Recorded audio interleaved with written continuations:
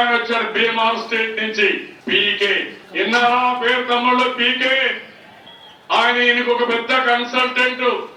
ఏమనుకుంటున్నాను అడిగితే బీహార్ ఇది కాదు, ఆంధ్రప్రదేశ్. తోక కట్ చేస్తాం. కట్ చేస్తే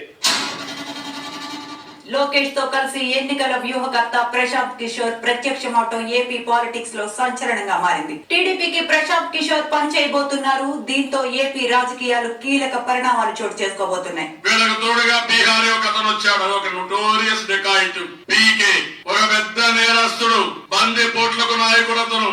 ఇప్పుడు సైబర్ నేరాలు చేయాలనుకుంటున్నాడు. కట్ చేస్తే